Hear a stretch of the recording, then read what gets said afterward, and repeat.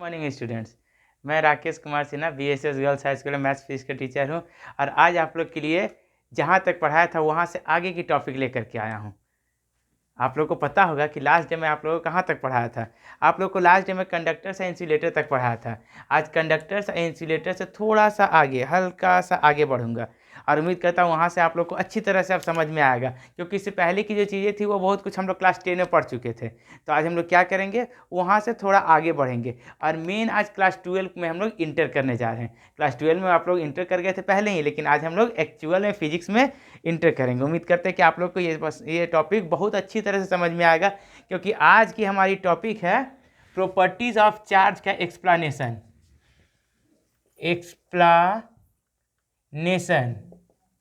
Of properties of charge. आज हम लोग प्रॉपर्टीज ऑफ चार्ज का एक्सप्लेनेशन पढ़ेंगे। लास्ट डे मैंने आप लोगों को चार्ज के 3 प्रॉपर्टी मतलब गुण बताया था। 3 गुण जो बताया था, तीनों गुण से आगे बढ़ेंगे। पहला गुण जो बताए थे वो बताए थे एडिटिव प्रॉपर्टी, ठीक है। एडिटिव प्रॉपर्टी बताया था सबसे पहला गुण। इसका क्या है एक्सप्लेनेशन के रूप में आपको बता रहा हूँ। जैसे हमारे पास है चार्ज, सपोज करते हैं मेरे पास कोई एक सिस्टम है जिस सिस्टम के पास +3 कूलम चार्ज है, इसके पास और -2 कूलम चार्ज दिए और +4 कूलम चार्ज दिए, -5 कूलम चार्ज दिए, -6 कूलम चार्ज दिए। इसके पास बहुत सारे चार्जेस हम इस तरह से बांट दिए, ठीक है। इस तरह का चार्जेस हम बांट दिए, सारे चार्ज का वैल्यूज लिख दिए आपको। उम्मीद करते हैं चार्जेस का वैल्यू दिख रहा होगा आपको साफ साफ। अब आपसे पूछा कि सिस्टम के पास नेट चार्ज कितना है, मतलब टोटल चार्ज कितना है। चार्ज में हम लोग जनरली नेट का बात नहीं करते क्योंकि ये स्केलर क्वांटिटी है, ठीक है। तो क्या करते हैं कि हम लोग अब यहाँ पर टोटल चार्ज Q निकालते हैं, Q टोटल, ठीक है। कुल चार्ज जिसको कहते हैं, कुल आवेश, इसमें कुल आवेश निकालते हैं। तो कुल आवेश करेंगे क्या कि सबों को जोड़ देंगे, बस सिंपल अलजेब्रा। समझ में आया। देखिए क्या करते हैं, 3 कूलम प्लस में है, 4 कूलम प्लस में है, माइनस में है 5 कूलम, तो ये माइनस साइन के साथ ही जाएगा, ठीक है। तो जोड़ने का मतलब क्या है कि यहाँ +-5 कूलम, फिर +-6 कूलम, फिर +-2 कूलम, ठीक है। इस तरह से लिखेंगे। उसके बाद अब इसको खोलते हैं, 3 coulomb +4 coulomb -5 coulomb -6 coulomb -2 coulomb. अब जब हम लोग इसको सॉल्व करते हैं तो 3 और 4 7 कूलम, और इधर करते हैं तो कूलम को हम हटा देते हैं, ठीक है। 7 -5 -6 -2, यहाँ कूलम लिख देते हैं। इसको सॉल्व करना सभी जानते हैं, 5 6 11 to 13, 13 में से 7 गया 13 में से, तो बच गया -6 कूलम, क्योंकि -13 होगा, -13 हुआ तो 7 - 13 = -6 कूलम। तो टोटल चार्ज इसमें कितना हो गया इस सिस्टम के पास, तो -6 कूलम। तो हम लोग करते क्या है कि इसको सिंपल अलजेब्रिक मेथड से ऐड कर देते हैं। चार्ज में यही काम करना है बस आपको, अलजेब्रा की तरह उसके साइन के साथ। यह ध्यान रखिएगा, जो क्लास 10 में आप पढ़े थे, जैसे हम लोग बीजगणित में करते हैं, तो अलजेब्रा की तरह सारे चार्जेस को आपस में जोड़ देंगे, वो अपने चिन्ह के साथ साथ। इसकी दूसरी प्रॉपर्टी जो हम आपको बताए थे, ये बहुत ही इंपॉर्टेंट है, ठीक है। दूसरी प्रॉपर्टी क्या है, क्वांटाइजेशन ऑफ चार्ज। अब क्वांटाइजेशन ऑफ चार्ज का मतलब क्या होता है कि चार्ज कहीं भी जाता है, क्वांटाइजेशन इस वर्ड का मीनिंग ही होता है कि उसे तोड़ ना सके, ठीक है। क्वांटाइजेशन का मतलब होता है कि उसको तोड़ ना सके और छोटे से छोटा पार्ट में जाए। जितना छोटा पार्ट में जाए तो उसका अंतिम पार्ट में चले जाए और जो टूट ना सके, ठीक है। हमारे पास ये है। तो क्वांटाइजेशन का जो मीनिंग है, उस मीनिंग को हम लोग जब काम करते हैं तो 2 ठो सपोज करते हैं कि हम 2 ठो स्फीयर लिए, तो स्फीयर के पास इसके पास इलेक्ट्रॉन्स एक्स्ट्रा है और इसके पास प्लस चार्ज एक्स्ट्रा है। सपोज करते हैं इसके पास -Q है और इसके पास +Q है। जब दोनों को कनेक्ट करेंगे तो ये माइनस चार्ज यहाँ से यहाँ ट्रांसफर होगा, ठीक है। माइनस चार्ज ट्रांसफर होगा कहाँ से कहाँ, यहाँ से यहाँ। और ये माइनस चार्ज जो है वो है क्या, हम लोग इस पर आते हैं कि माइनस चार्ज है क्या। तो मैं आप लोग को शुरू ही नहीं बताया था चार्ज होने का प्रोसेस को।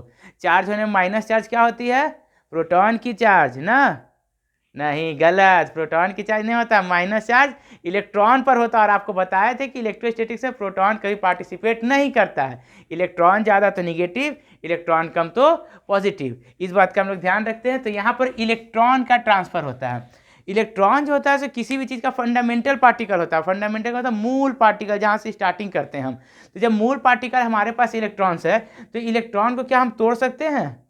नहीं तोड़ सकते। इसका मतलब इसके पास या तो एक इलेक्ट्रॉन जाएगा, या तो 2 इलेक्ट्रॉन जाएगा, या तो 3 इलेक्ट्रॉन जाएगा। कभी भी 1.5 इलेक्ट्रॉन, 2.6 इलेक्ट्रॉन ये नहीं जाएगा। ठीक है, ये नहीं जाएगा। जब भी जाएगा तभी प्राकृत संख्या का गुणन में जाएगा। ठीक है, मतलब कि natural multiple of natural numbers, multiple of natural numbers में ही जाएगा, प्राकृत संख्या का गुणनफल में जाएगा। तो ये जब प्राकृत संख्या गुणनफल में जाएगा तो इसको हम तोड़ नहीं सकते, इसलिए ऐसा जाएगा। तो हम लोग क्या कहते हैं कि टोटल चार्ज कितना जाता है? तो number charge electron into number of electron, Q equals to NE। इसके पास कितना गया? तो जितना इलेक्ट्रॉन गया, इलेक्ट्रॉन जितना गया उसका संख्या n, जहाँ n क्या है? तो इलेक्ट्रॉन्स की संख्या। ठीक है, और E क्या है? E है चार्ज ऑफ इलेक्ट्रॉन। ठीक है, इलेक्ट्रॉन का चार्ज। ठीक, और उम्मीद करते हैं कि इलेक्ट्रॉन का चार्ज सभी लोग जानते हैं, 1.6 इंटू 10⁻19 कूलम। तो हम लोग ये काम करते हैं। ये फॉर्मूला आपके लिए बहुत इंपॉर्टेंट है, बहुत बहुत इतना इंपॉर्टेंट बताता हूँ कि 1 नंबर का क्वेश्चन हर वर्ष आता है इससे, समझे। अब हम लोग क्या करते हैं, इसका एक एप्लीकेशन देखते हैं छोटा, जिससे वो एग्जाम्पल कैसे देखे थे उसी तरह से यहाँ इसका एक एप्लीकेशन देखते हैं, सिंपल। अब करते क्या है कि इसको हम फॉर्मूला को अलग लिखते हैं और बाकी चीज़ आपको अलग समझाते हैं। देखिए, ये फास्ट काम करते हैं हम। Q इक्वल्स टू NE, ये फॉर्मूला हमारे पास आ गया। यहाँ तक कोई दिक्कत नहीं है, जहाँ N बता दिए हैं, E बता दिए हैं। अब क्या करते हैं, आपको बोले कि एक स्फीयर है, यानी गोला है। एक स्फीयर का मतलब एक गोला है, और ये एक दूसरा गोला है। ठीक ना। अब इससे चार्ज जा रहा कितना? तो 1 कूलम ट्रांसफर हुआ। सपोज दैट, मान लिए कि 1 कूलम गया। ठीक है, जब 1 कूलम चार्ज गया तो आपसे पूछेंगे कितना इलेक्ट्रॉन गया। 1 कूलम चार्ज गया तो कितना इलेक्ट्रॉन गया। कोई कैसे बच्चा से पूछता है, ए बच्चा बताओ तो 1 कूलम चार्ज गया तो कितना इलेक्ट्रॉन गया, बताओ। ठीक है, तो उसी तरह से हम लोग पूछते हैं कि 1 कूलम चार्ज गया तो कितना इलेक्ट्रॉन गया यहाँ से। हाँ, तो हम लोग जानते हैं कि Q इक्वल्स टू NE है। Q का वैल्यू 1 कूलम दिया है। N हमको कितना इलेक्ट्रॉन गया, इसका मतलब N निकालना है। इलेक्ट्रॉन्स की संख्या बराबर कितना, हमको यही निकालना है कि कितना स्थानांतरित हुआ। स्थानांतरित इलेक्ट्रॉन की संख्या आपको निकालना है। तो हम लोग क्या करते हैं, 1 coulomb equals to N into E, हमारे पास फॉर्मूला है। और E का वैल्यू मैं आप लोग को बता चुके हैं, 1.6 इंटू 10⁻19। ठीक है, दिख रहा है आप लोग को, 19 है, ठीक ना, 19। अब इसको हम सॉल्व करते हैं, N इक्वल्स टू, तो N इक्वल्स टू क्या होगा, 1/1.6 इंटू, ये भी कूलम है, ये भी कूलम है, तो 1 coulomb into 10⁻19 coulomb. Coulomb coulomb cancel हो गया क्योंकि सिंपल नंबर है, इसमें तो यूनिट आएगा नहीं। तो यहाँ पर हो गया हमारे पास N इक्वल्स टू 1/1.6 इंटू 10⁻19। बाप रे इतना बड़ा, इसको आप सॉल्व कैसे करेंगे। तो सॉल्व करने का तरीका ढूंढते हैं। देखिए, इसको कुछ नहीं करते, इसको जस्ट का तस उठा के यहाँ ले जाते हैं। तो 1 यहाँ से एक हटाते थे, यहाँ एक 0 आएगा। ठीक, इसको ऊपर कर देते हैं, तो 10⁻19, तो 10/16। अब 10 में क्या करते हैं, 16 से डिवाइड करते हैं। 10 में 16 से डिवाइड करेंगे तो नहीं जाएगा, पॉइंट देंगे 0, 6, 96, 4, 0, 2, 32, 8, 0, 5, मतलब आ गया आपके पास सिंपल आ गया 0.625 इंटू 10⁻19। ये आ गया N का वैल्यू। लेकिन ये पूरा का पूरा ठीक नहीं आया। ठीक है, तो हम लोग क्या करते हैं, ये ठीक नहीं, क्योंकि साइंटिफिक प्रेजेंटेशन में एक डिजिट यहाँ होना चाहिए, यहाँ 0 से शुरू नहीं होकर के एक डिजिट होना चाहिए। तो क्या करते हैं, इसको 10 से डिवाइड कर देते हैं और 10 से मल्टीप्लाई कर देते हैं। 10 से जो डिवाइड होगा वो यहाँ चला जाएगा, तो इससे मल्टीप्लाई किए तो 6.25 इंटू इससे करेंगे तो ये -1 हो जाएगा, 10⁻18। इतना इलेक्ट्रॉन्स, बाप रे, सोच लीजिए कि इतना इलेक्ट्रॉन ट्रांसफर हो रहा है 6.25 इंटू 10⁻18 में, 1 कूलम में। बताइए 1 कूलम में इतना इलेक्ट्रॉन, मतलब 10⁻18, मतलब 1 पर 18 को सुन्ना। ठीक है, 1 पर जब 18 सुन्ना आपको ट्रांसफर दिख रहा है, तो आप यही सोचिए कि 1 कूलम में इतना, तो कहीं 2 कूलम 3 कूलम का जब हम बात करें तो कितना इलेक्ट्रॉन चला जाएगा।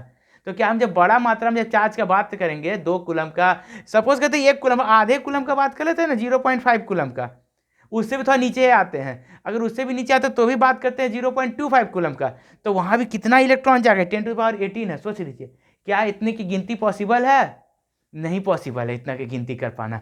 इसलिए जो ये क्वांटाइजेशन होता है ये छोटे लेवल पर वैलिड होता है। आपको क्वेश्चन पूछता है कि क्वांटाइजेशन का जो वैल्यू होता है, क्वांटाइजेशन का जो कॉन्सेप्ट है वो बड़े लेवल पर हम लोग क्यों नहीं लेते हैं, वो सिर्फ छोटे लेवल पर ही क्यों लेते हैं? तो उसका मेन रीज़न यही होता है कि क्वांटाइजेशन जो है छोटा लेवल पर इसलिए लेते हैं क्योंकि बड़े लेवल पर इलेक्ट्रॉन्स की संख्या बहुत ज़्यादा हो जाती है, जिसका कि गिनती करना पॉसिबल नहीं है, संभव नहीं है, और इस कारण से हम लोग बड़े लेवल पर क्वांटाइजेशन के कॉन्सेप्ट को नहीं लेते हैं।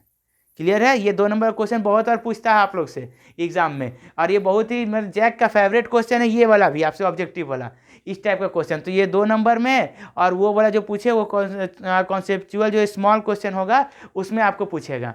ठीक है, तो ये दोनों बहुत ही इंपॉर्टेंट था। अब आते हैं थर्ड प्रॉपर्टी में। ये 2 प्रॉपर्टी आप लोग को समझ में आ गया होगा उम्मीद करते हैं। थर्ड प्रॉपर्टी जो है वो आपको बताए थे हम, conservation of charge. Conservation of charge होता क्या है? कंजर्वेशन ऑफ चार्ज जब बात करते हैं तो ध्यान दीजिएगा, कंजर्वेशन टर्म, कंजर्वेशन क्या होता है? जब हम लोग कंजर्वेशन का बात करते हैं तो कंजर्वेशन का मतलब होता है संरक्षित। इधर से उड़ता है कि इधर से? अब किधरों से उड़ा देते हैं ना, छाता उड़ने से मतलब पानी न पड़े खाली छी को। ठीक है, देखिए कंजर्वेशन का मतलब संरक्षित, इसको हम लोग संरक्षित रखते हैं। ठीक, अब पूरा का पूरा जैसे आपको केमिस्ट्री पढ़ाते हैं हम थोड़ा सा, Na+Cl क्या होता है? Na और Cl को जोड़ते हैं तो बन जाता है NaCl। ठीक है, Na और Cl को जोड़ते हैं तो NaCl। आपको मालूम होगा कि Na के पास एक प्लस है और इसके पास एक माइनस है, और जब फाइनल मेरा जब फाइनल बनता है तो यहाँ पर इस पर कोई चार्ज नहीं होता है, 0। तो क्या हुआ, प्लस और ये माइनस दोनों मिलकर के आपको क्या बना, प्लस और माइनस मिल करके यहाँ पर एक दूसरे को हटा दिया और ये उदासीन हो गया। इसको जब तोड़ेंगे Na और Cl को तो फिर यही चीज मिलेगा। इसका मतलब क्या ध्यान रखना है हमको कि जब भी हम लोग काम करते हैं इस तरह का, एक 2 ठो को जोड़ते हैं किसी भी चीज़ को, 2 चार्जेस को, तो चार्ज का सिर्फ ट्रांसफ़र होता है एक जगह से दूसरे जगह पर। चार्ज को हम लोग ना बना सकते हैं न मिटा सकते हैं। एक बार जो ब्रह्मांड में पूरे यूनिवर्स में जो चार्ज बन गया है वो चार्ज जो होता है सो फिक्स होता है, उसमें कोई चेंजिंग नहीं कर सकते हैं। इसी को हम लोग संरक्षित करते हैं, कंजर्वेशन ऑफ चार्ज। आपके पास जितना भी एग्जाम्पल दुनिया में मिलेगा, कहीं भी आप देखिए पूरा दुनिया में, अगर एक्स चार्ज है, एक्स तो वेरिएबल होता है, मान लेते हैं कि एक्स जो भी है एक्स चार्ज मान लेते हैं, तो वो एक्स चार्ज पूरे जगह एक्स ही रहेगा। वो कितनों भी बंटवारा हो जाए, सभी जगह हट जाए, A+B+C+D ये हमेशा एक्स ही रहेगा, plus dot dot so on यही रहेगा। यही प्रूफ करता है कि ये कंजर्व है, हम इसको किसी भी तरह न बिगाड़ सकते हैं न बना सकते हैं। ये मेरे पास 3 प्रॉपर्टीज थी चार्ज की जो बहुत इंपॉर्टेंट थी। इसमें दूसरा नंबर जो है क्वांटाइजेशन वाला, वो बहुत इंपॉर्टेंट है। ठीक है, उस पर हमेशा क्वेश्चन आता है, वो आप लोग ध्यान रखिएगा। इसके बाद हमारे पास अगला टॉपिक क्या है? अब जब हम लोग इलेक्ट्रोस्टैटिक्स पढ़ते हैं और प्रॉपर्टीज हम लोग हल कर लेते हैं, तो प्रॉपर्टीज के बाद हम लोग के पास एक बहुत अच्छा टॉपिक आता है जो हम लोग मेन टॉपिक कहते हैं, जिसको हम लोग पूरा इलेक्ट्रोस्टैटिक्स का जिस पर आधार है। जब भी 2 चार्ज रखते हैं तो आपको हम बोले थे कि 2 चार्जों को जब हम प्लेस करते हैं तो दोनों ही चार्ज के बीच में या तो आकर्षण बल या तो रिपल्सन बल काम करता है। ये आपको हम पहले ही बता चुके हैं। तो ये जो दोनों के बीच में जो बल लगता है, आपसे कोई पूछे कितना लगता है तो क्या करेंगे भाई, वहां तो जाकर के चुप हो जाएंगे। अब चुप तो रहना नहीं है, हमको क्या करना है, बताना ही कितना बल लगता है। तो ये बल कैसे जानेंगे हम लोग कि कितना बल लगा? तो जो बल लगता है उसको जानने के लिए क्या था कि एगो हमारे वैज्ञानिक थे बहुत ही मशहूर, कूलम्ब, उन्होंने एक नियम दिया था कि हम कैसे बल का वैल्यू निकालेंगे, जिसका नाम हुआ कूलम्ब्स लॉ ऑफ इलेक्ट्रोस्टैटिक्स। तो हमारे पास अगला टॉपिक क्या है, कूलम्ब्स लॉ, ठीक ना, ऑफ इलेक्ट्रोस्टैटिक्स। अब हम लोग यहाँ पर कूलम्ब्स लॉ को देखेंगे। ये कूलम्ब्स लॉ में था क्या, वो कहे क्या थे कूलम्ब जी कि जब भी 2 चार्ज हम लोग प्लेस करते हैं, सपोज करते हैं दोनों प्लस ही लेते हैं, दोनों का सेंटर यहाँ मान लेते हैं, सेंटर यहाँ है, इसका सेंटर यहाँ है, दोनों के बीच का सेंटर टू सेंटर जो डिस्टेंस है वो r है, और इसके पास जो है Q1 चार्ज है और इसके पास है जो Q2 चार्ज है। ठीक है, दोनों प्लस दिए मतलब कि प्लस Q1 है, ये प्लस Q2 है। तो उनका कहना था कि दोनों के बीच में लगने वाला जो फोर्स है, जो बल है, विकर्षण बल जो है, इस तरह से रिपल्सन फोर्स जो लग रहा वो एफ है।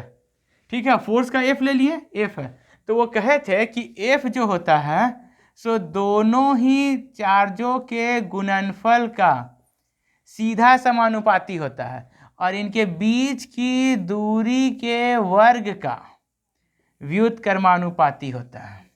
यही है कूलम्ब्स लॉ।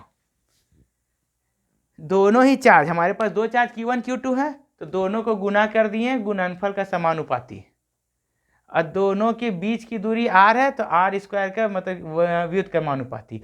दोनों को कंबाइंड करते हैं, कंबाइंड करेंगे तो F इक्वल्स, यहाँ पर प्रोपोर्शनलिटी साइन लेते हैं, Q1 Q2 bye r square, proportionality हटाते हैं तो इक्वल साइन बैठता है, तो K आता है वो प्रोपोर्शनलिटी कांस्टेंट। ठीक है, Q1 Q2 bye r square, यही आपका कूलम्ब्स लॉ।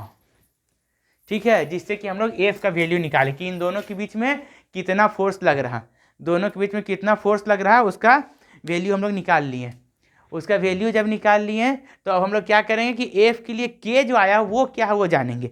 K जो होता है वो एक स्थिरांक होता है, ठीक, स्थिरांक, कांस्टेंट स्थिरांक होता है, लेकिन ये स्थिरांक हमेशा स्थिर नहीं रहता है।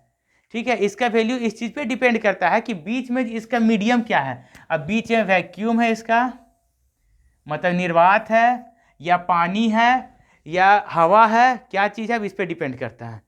ठीक है, जब हम लोग इस पर डिपेंड कराते हैं तो K का वैल्यू क्या हो जाता है, अगर निर्वात है तब इसका फॉर्मूला है K equals to 1/4 pi epsilon naught. ठीक है, और अगर ये एप्सिलॉन नॉट तब लेते हैं जब ये निर्वात में है, याद रखिएगा, वैक्यूम में, निर्वात में, और इसका वैल्यू होता है 9 × 10⁹। अब यूनिट भी चाहिए, यूनिट निकालने के लिए हम लोग क्या करते हैं, यहाँ पर यूनिट निकालने का काम जब भी करते हैं तो रटने का काम कभी मत कीजिएगा, फॉर्मूला याद रखिएगा, लॉज याद रखिएगा।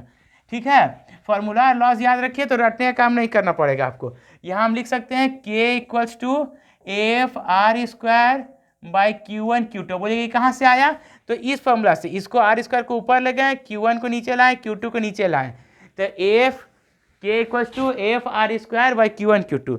F का क्या होता है न्यूटन, R का मीटर स्क्वायर, Q1 Q2 का कूलम, ऊपर जाएगा तो -2, तो 9 × 10⁹ न्यूटन मीटर स्क्वायर कूलम -2। ये हो गया K का वैल्यू निर्वात के लिए। ये था कूलम्ब्स लॉ और ये K का वैल्यू।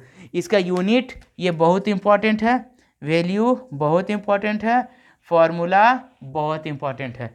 आप लोगों को ये बहुत काम आने वाला है अभी क्लास 12 के एग्ज़ाम में। उम्मीद करते हैं कि यहाँ तक आप लोग को बहुत अच्छी तरह समझ में आ गया होगा। अगर नहीं समझ में आया, कहीं कोई दिक्कत लगे मन में, तो यहाँ एक व्हाट्सएप नंबर लिखा हुआ, आप उस पर मैसेज कर सकते हैं, आपको उसका रिप्लाई मिल जाएगा, ज़रूर से ज़रूर मिलेगा। उसके लिए टेंशन नहीं लीजिएगा और आप अच्छी तरह से पढ़िए, आपको एग्ज़ाम होते होते सारी चीज़ें कंप्लीट हो जाएगी और अच्छी तरह से सब कंप्लीट होगी। ठीक है, चलिए तब तक के लिए टेक केयर, बाय, धन्यवाद।